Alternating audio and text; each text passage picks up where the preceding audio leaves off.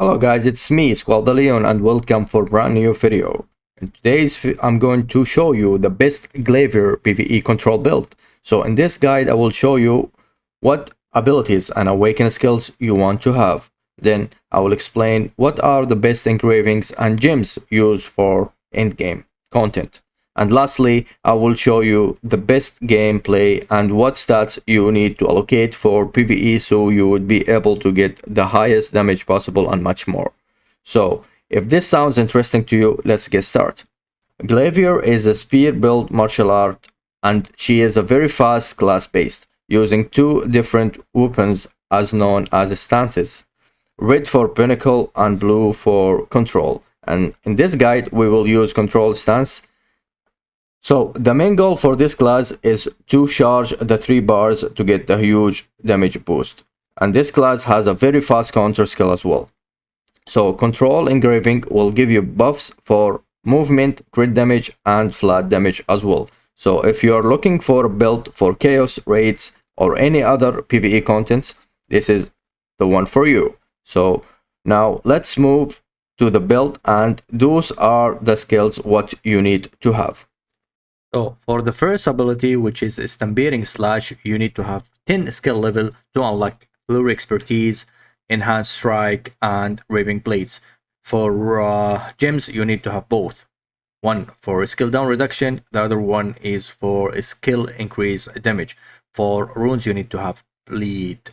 And for Wheel of Blades, the second ability, you need to have 10 skill level to unlock Excellent Mobility and Weak Point Consecutive Spin. For runes, for gems, you need to have both skill down reduction and skill damage increase. For runes, you need to have Overwhelm. Flash Kick, you need to have only 4 skill level to unlock Excellent Mobility, and for gems, you don't need anything. For runes, you need to have Rage. For Valot, you need to have 4 skill level as well, and for gems, you need to have a skill down reduction only, and for runes, you need to have Overwhelm. And for Half Moon Slash, you need to have 10 skill level to unlock a Flurry Expertise and the Final Decision, and lastly Blade of Tornado. And for gems, you need to have both, one for skill down reduction and the other one is for skill damage increase. For runes, you need to have Overwhelm. And for Chain Slash, you need to have 10 skill level as well to unlock Fatal Strike and the Final Decision, and lastly Brilliant Spear.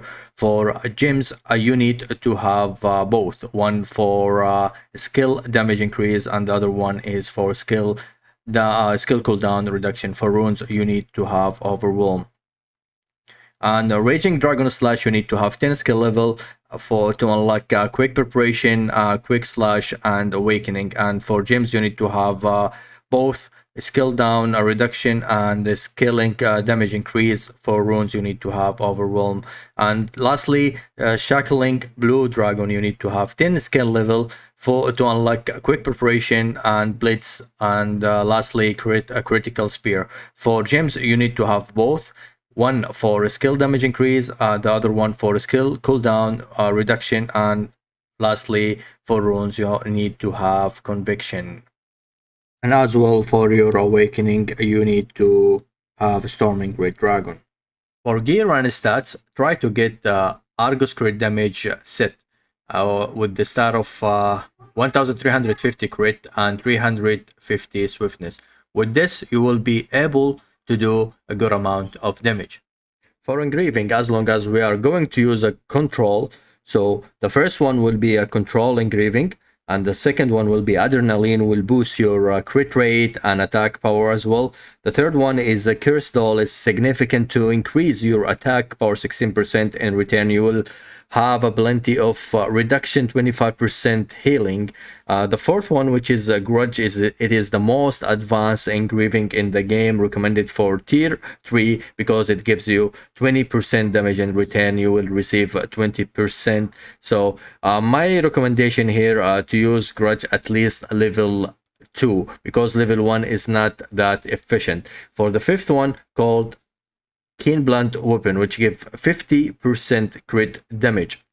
The last one, which is a spirit absorption, which give you attack and move speed 15%. So in summary, I would recommend to have the first three first. So having those engravings will boost your damage a lot, especially if you use adrenaline with 6 stacks, will boost your crit rate and attack power.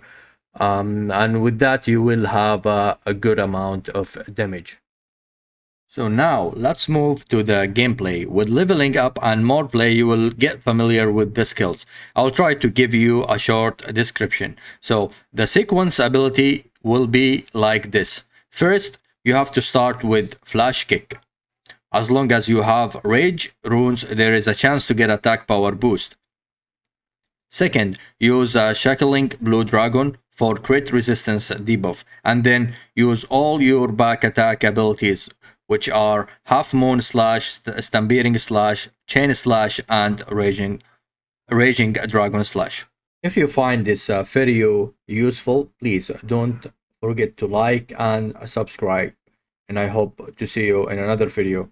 Goodbye.